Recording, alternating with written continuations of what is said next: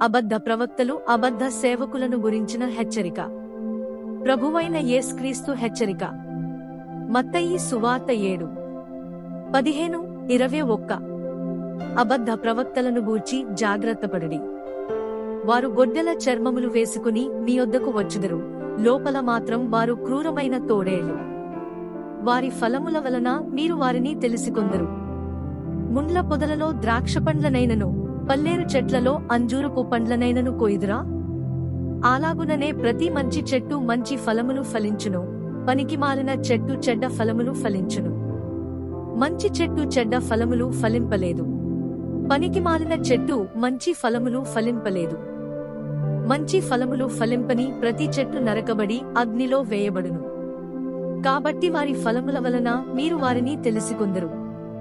ప్రభువా, ప్రభువా అని నన్ను పిలిచే ప్రతివాడును పరలోక రాజ్యములో ప్రవేశించడు, పరలోకమందున్న నా తండ్రి చిత్తప్రకారము చేయువాడే ప్రవేశించును. గొర్రె చర్మం కప్పుకున్న తోడేళ్లు. మత్తయి సువార్త 7:15. అబద్ధ ప్రవక్తలను గూర్చి జాగ్రత్తపడుడి. వారు గొడ్డెల చర్మములు వేసుకుని మీ యొద్దకు వచ్చుదురు, లోపల మాత్రం వారు క్రూరమైన తోడేళ్లు. గొర్రె చర్మం కప్పుకున్న తోడేళ్లు పైకి మంచి బోధకులుగా, భక్తిపరులుగా, సత్యవాక్యాన్ని బోధించేవారిగా కనిపించవచ్చు. అయితే వారి హృదయం క్రూరమైన తోడేళ్ల వంటిది. తోడేళ్లు గొర్రెలను చీల్చి తినడానికి ప్రయత్నించినట్లే అబద్ధ ప్రవక్తలు దేవుని ప్రజలను తమ స్వలాభం కోసం ఉపయోగించుకొనుదురు. ఏ దేవుని సేవకుడైనను ధనాపేక్షతో విశ్వాసులను తన ఆధీనంలో ఉంచుకోవడానికి, వారిని నియంత్రించడానికి లేదా తన స్వప్రయోజనాల కోసం ఉపయోగించడానికి ప్రయత్నించిన ఎడల అతడు గొర్రె చర్మం కప్పుకున్న తోడేలుగా పరిగణించబడును. అట్టివారు యేసుక్రీస్తు నామమును ఉపయోగించి తమకు ధనం, గౌరవం, అధికారం, అనుచరులను సంపాదించుకొనుటకు ప్రయత్నించుదురు. అబద్ధ బోధకులు విశ్వాసులను దోచుకొందురు. 2 పేతురు 2:1-3. ప్రజలలో అబద్ధ ప్రవక్తలు ఉన్నట్లే మీలోనూ అబద్ధ బోధకులు ఉండుదురు.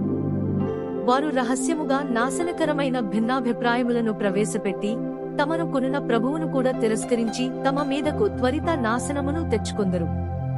అనేకులు వారి దుష్ట ప్రవర్తనను అనుసరించుదురు. వారి కారణంగా సత్యమార్గము దూషింపబడును. వారు అధిక లోబులై కల్పితమైన మాటలతో మిమ్మల్ని దోచుకొందురు. వారికి విధింపబడిన తీర్పు ఆలస్యము కాదు, వారి నాశనము తప్పదు. కాబట్టి పైకి గొర్రెలవలే కనిపించి లోపల క్రూరమైన తోడేళ్లుగా ఉండే వారి విషయంలో మనము ఎంతో జాగ్రత్తగా ఉండాలి. మన ప్రభువైన యేసుక్రీస్తు హెచ్చరికను జ్ఞాపకముంచుకుని ఆత్మీయ వివేచనతో నడుచుకుందాం. అబద్ధ ప్రవక్తలను ఎలా గుర్తించాలి? ప్రభువైన యేసుక్రీస్తు అబద్ధ ప్రవక్తలను గుర్తించుటకు వారి సిద్ధాంతమును మాత్రమే ప్రమాణంగా చెప్పలేదు. వారి జీవితంలో పరిశుద్ధాత్మ ఫలములు ఉన్నాయా లేదా అనే విషయాన్ని పరిశీలించమని బోధించాడు. వారి ఫలముల వలన మీరు వారిని తెలుసుకొందరు. మత్తయి 7:16. మనము ఈ ప్రశ్నలను వేసుకోవాలి. అతనిలో క్రీస్తు స్వభావము కనిపిస్తున్నదా? అతడు దీనుడుగా ఉన్నాడా? ధనాపేక్ష నుండి విముక్తుడై ఉన్నాడా? పేరు, ప్రతిష్ట, పదవి కోసం పరుగులు తీస్తున్నాడా? ప్రజల వద్ద ఎల్లప్పుడూ డబ్బు అడుగుతున్నాడా?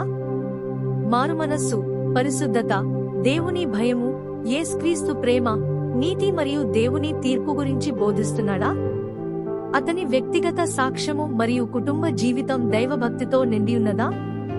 స్త్రీలతో అతని సంబంధాలు పరిశుద్ధముగా మరియు నిందారహితముగా ఉన్నవా? అతని జీవితంలో పరిశుద్ధాత్మ ఫలములు స్పష్టముగా కనిపిస్తున్నవా? అబద్ధ బోధకుల భ్రష్టత్వము. 2 పేతురు 2:12-19. ఈ భాగములో అపోస్తలుడైన పేతురు అబద్ధ బోధకుల నిజ స్వరూపమును వివరించుచున్నాడు.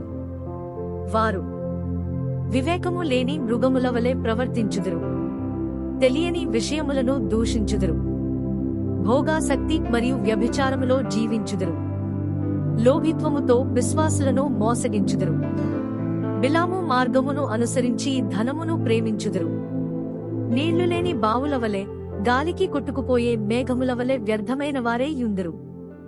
దంభమాటలు పలుకుచు శరీర సంబంధమైన దురాశల ద్వారా ఇతరులను తప్పుదారి పట్టించుదురు. తామే పాపమునకు బానిసలై ఉండి ఇతరులకు స్వాతంత్ర్యమును వాగ్దానము చేయుదురు. ముగింపు. ప్రభువైన యేసుక్రీస్తు మరియు అపోస్తలుడైన పేతురు ఇచ్చిన హెచ్చరికలను మనము గంభీరంగా తీసుకోవాలి. ప్రతి సేవకుని బోధను మాత్రమే కాక అతని జీవిత ఫలములను, పరిశుద్ధతను, దీనత్వాన్ని, ధనాపేక్ష లేని స్వభావాన్ని, క్రీస్తు పోలికను పరిశీలించాలి. వివేచనతో ఉండి దేవుని వాక్యమును ఆధారంగా చేసుకుని నడుచుకుందాం.